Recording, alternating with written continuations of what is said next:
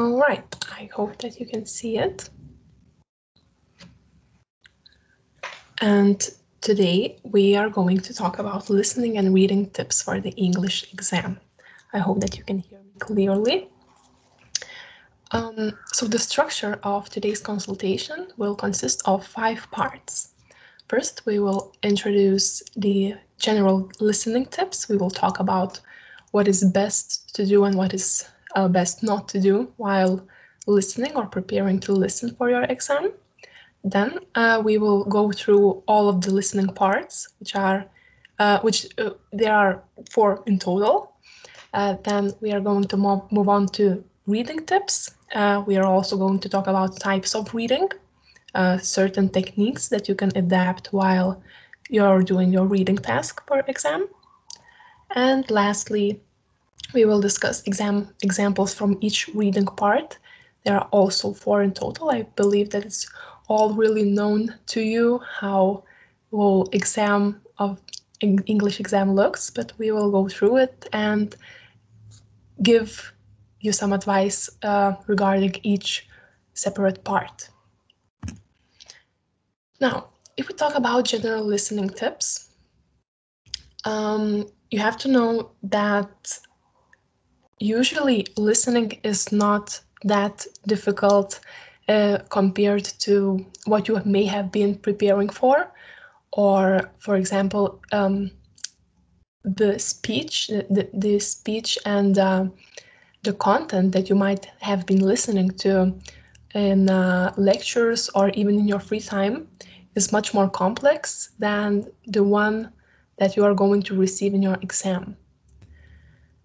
And with this note, I would like to encourage you to not be afraid of listening, although it might seem difficult because you only get to listen to it 2 times, but it's just more than enough.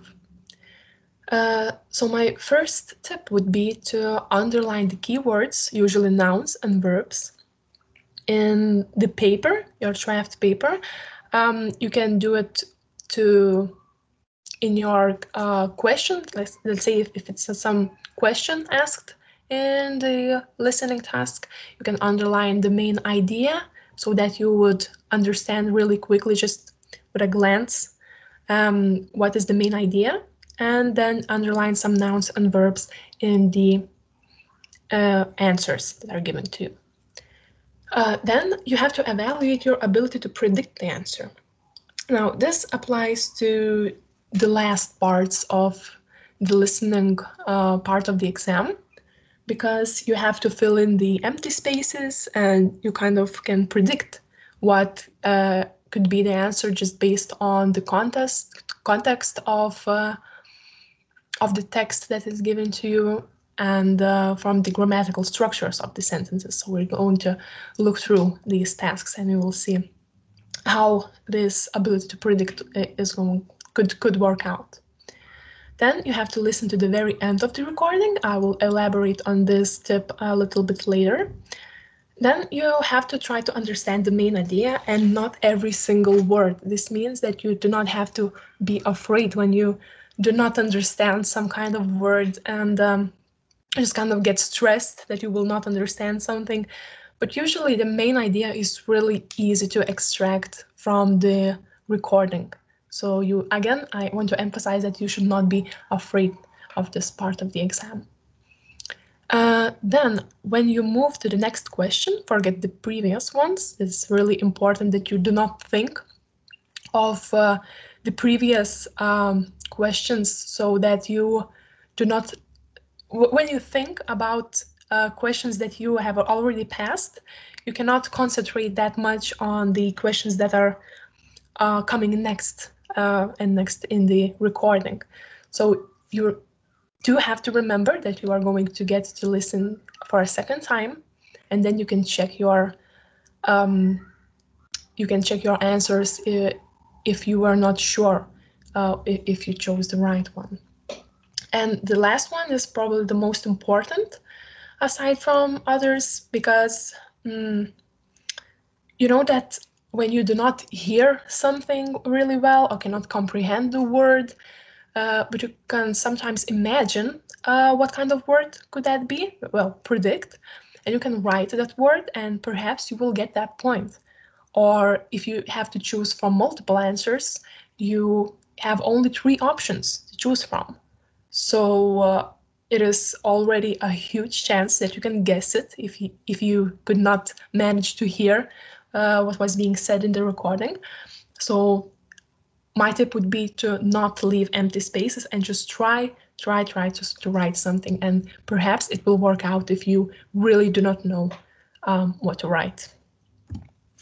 So let us move to the exam examples. So the first part, as you might already know, is about situations. So certain situations are talked are covered by multiple people. As you can see, you will hear 2 friends, or it can be just one person talking about certain matter, and you are always going to get 2 questions that you're going to answer during one recording of one situation. So you have to identify the keywords of each possible answer. That means if not if it is given time to look through all of the tasks, all of the questions to prepare yourself better for the listening. So my best advice would be to identify the keywords that are really short and that could catch your attention at a glance. If we look at the situation number 2, number 4, question number 4, you can see that's just one word given in every single option, so it does not really matter. So you do not have, of course, underline these words, but for example, situation number 1, you can underline some kind of words that would catch your attention while you're listening, so you do not have to listen, you don't have to read all of these answers again and again. Then, while you're listening, I think the best thing would be to summarize the idea in a few words in your head or write it down nearby. Of course, there's not that much time to write things down, so you just can kind of use your memory and remember what is the main idea given, so you just kind of can get back to that idea later. And of course, you have to listen to the end of the recording, because firstly mentioned aspects are usually misleading on purpose. That means if we have the last question here given in the example about weather, it is a great chance that in the recording there is going to be a lot of talking about, for example, rains and wet weather in general. And for example, the right answer could be that the weather will be warm, because it was shortly mentioned in the ending of the recording. So it's really important to not be to not rush for the right answer, because it's really a high chance that you will have to correct it anyway, because the right answer is usually mentioned in the end of the recording. I think that's the main key thing to know about this part of the exam, just to listen thoroughly throughout the whole recording. If we move to the second part, which is interview, you are going to get multiple tasks related to the one long speech on one certain matter. So again, you can write down keywords while listening to refer to later if you do not want to just rush through all of the answers. You can write down some things that could make sense when you're kind of reflecting the whole recording after listening it for both of the times. Then you have to be ready to hear synonyms. If it's given wall displays in the 12th, for example, question, if the right answer, possible answer is wall displays, you are going to hear something about walls in general. You do not have to expect the answer just kind of read out to you. You have to be prepared to understand the main idea. Some kind of extract the idea in some way. So just what my third tip is referring to. So you do not wait for the word to show up. You extract the main idea and then choose the most suitable answer. Again, if you do not feel so sure about those answers when you read them before listening, you can again underline the words that kind of sum up the whole answer, so you do not have to read each of the answer while listening multiple times. Then part 3, we have multiple opinions. So at all times, this part deals with multiple people talking about certain matters and their own opinions. So I think that their opinion could sometimes be read from the tone of the speech, but if the matter is kind of neutral, it is once again important to take notes of whatever keywords you are able to hear. This part is all about summarizing the idea.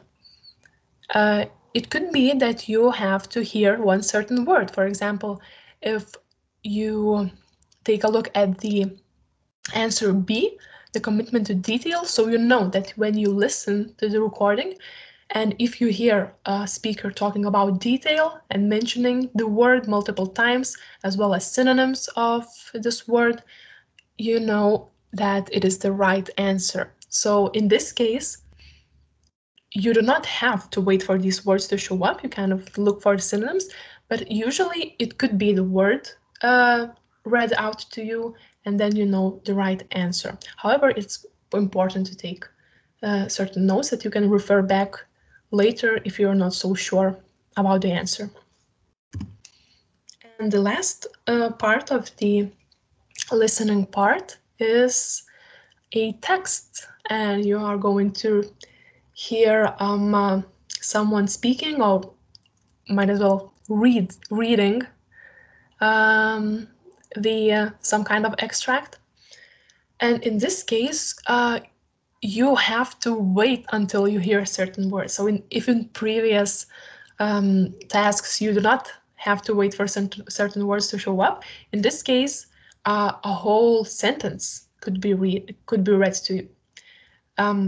So for example, if we take a look at example 0, so you can see those words all around the word impact. So could have a huge, something on medical services. So you just kind of hear those words that are some kind of related to the, grammatically related, and you hear those words that are written here for you. So you can be sure that the word that you're waiting for, that you have to, you have to fill the empty space with, is going to show up in this speech. Again, I want to emphasize the fact that it is not recommended to leave any empty spaces. So if the recording is incomprehensible, that you cannot understand what is being said, or you can hear the word and you heard it, for example, to both of the times that you listened, you can write the unintelligible word anyway. And perhaps when you're doing other tasks, you're writing and you're reading, it could come to you. You could realize what the word was. So you just kind of write everything that you hear and everything that could fit in the empty space. And again, you do not leave empty spaces. You just write anything. Maybe you could not hear the word at all, so you can try to write a word that is suitable based on the context, if it's really desperate situation. But I think that if you catch the sentence and you catch that it starts with as it is written in the text.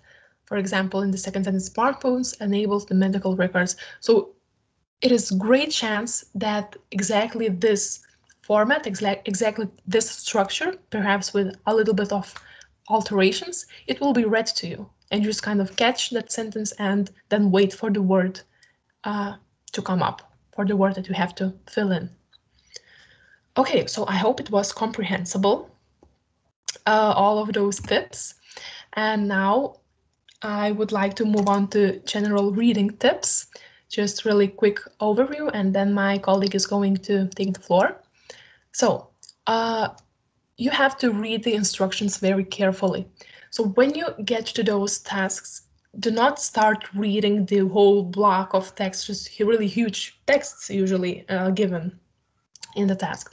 So you have to read your tasks. I know that it's just kind of feel of rushing and just doing the exam in a really quick manner, but you have to know your task before you start to read. Whether you should fill some words in or choose the right or wrong, to choose the right answer and so on. So in this case, instructions are the most important thing that you can do. It's not that important in the listening task. In writing task it is important, but in the reading task you should know what you are asked to do. Then you are going to learn what scanning and skimming techniques are, as well as some other reading tips, types, and you can adapt them while you're reading the exam task. Another tip is to not stop at some word if you don't know it. Move on to another sentence. So it is not of some kind of vocabulary practice or checking of your knowledge of vocabulary.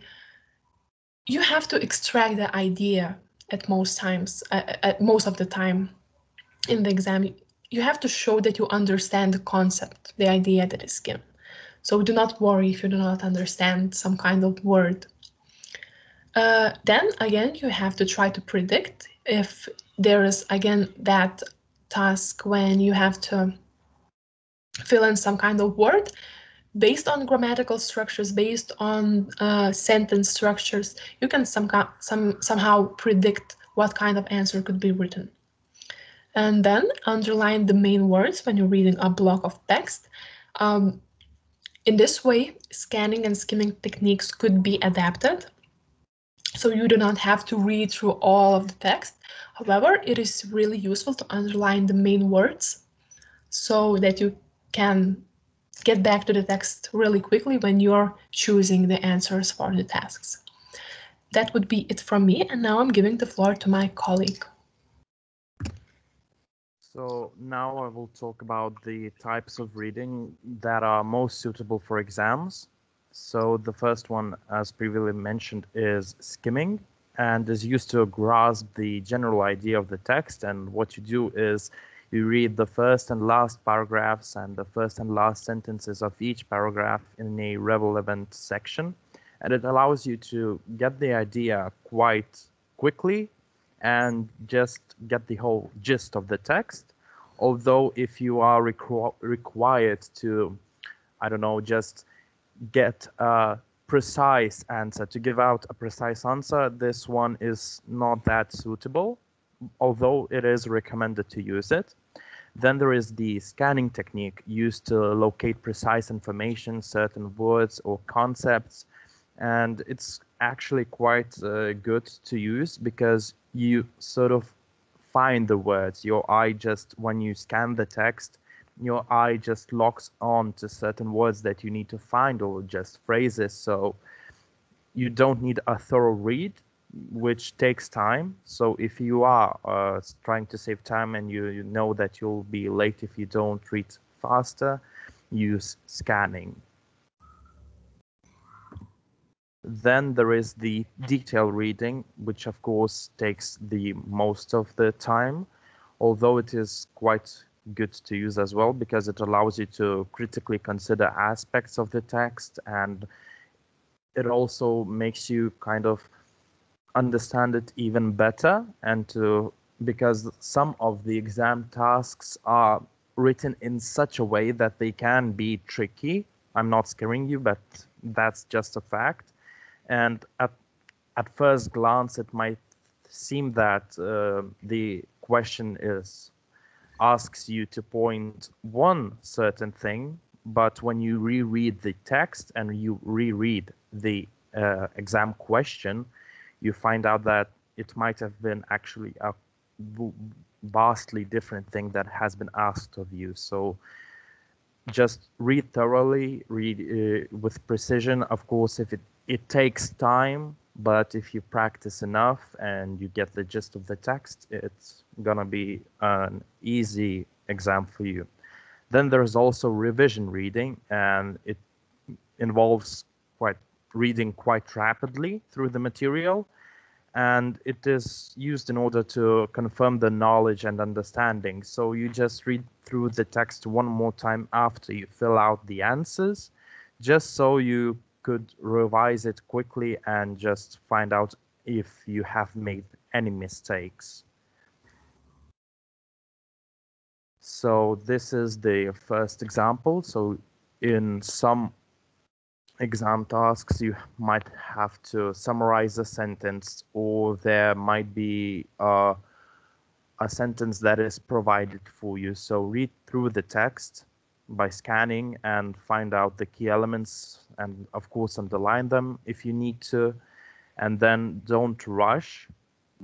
Take your time reading not only the text itself, but the answers provided to you, because they can seem quite similar in some ways. So just read through it, don't hurry. If you have time, plan your time and just make the best of that understanding. Then there are exam tasks where they ask you to fill out the missing words, which is quite an easy task to do. So firstly, of course, try to read the provided words that you have to fill out.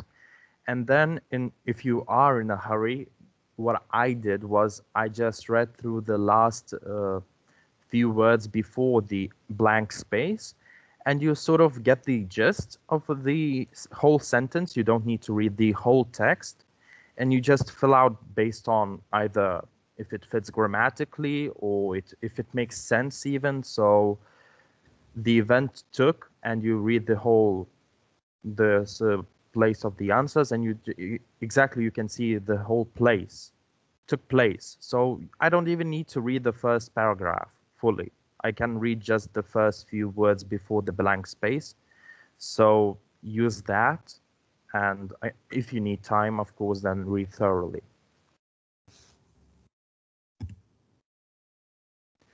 Then there are, as I mentioned previously, a task where you have to fill in missing sentences. So this takes a little bit more time and precision, because you have to read the whole sentence if it works with the whole text. So identify the concepts. Of course, if you don't understand something, and read the topic of each paragraph. Sometimes the sentences that are provided as the answers, they sort of make sense. So you just need to read it thoroughly, so the sentence would make sense with the whole text, if that makes sense, of course. So keep in mind that statements and arguments and refutation, conclusions, and see which given statement fits. So just if you don't have time, try to guess in a way with the help of the grammatical sense of the whole text, if it makes sense. Then there is the task where you have to complete the sentences. So read the text first by underlining the main ideas in each paragraph, as always, and then read each sentence one by one and guess what kind of word could fit. Search for the same concept, look out for the words which might be used, and these are usually quite easy because the words themselves aren't like very complex, so that students of any level could fill them in. So don't look out for like very complex words or just sentences, and try to read it. And the report seems the ideas that many people have about life in the cities. So you here have to fill out, I don't know, what kind of word would fill out.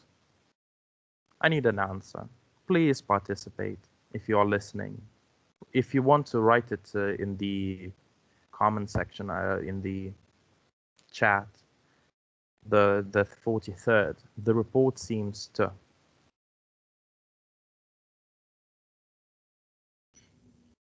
What would the word be? You could write, I don't know, you could fill in show or provide, because the report provides the ideas or shows the ideas, you know, just provides information. So it is quite easy. These are not complex words that you would have to use. So don't worry about this part of the exam. You can go on. Okay, I think that would be it. Yeah. This is the last slide. Okay, I think that we can sum up our consultation. So first, we've told you about listening tips, which are useful in a way that you have to listen very carefully. Of course, that is kind of a monotonous thing to say, but I think that everyone is capable of doing that listening task, and you should not be afraid. Don't be afraid neither of listening or reading tasks. And I think that you might have practiced a lot, so it should not be a problem to you all. And if you have any questions, you can write them in the chat or ask, or write to us privately in Facebook, because we're all in the same group. I will stop the recording now, and thank you for your attention.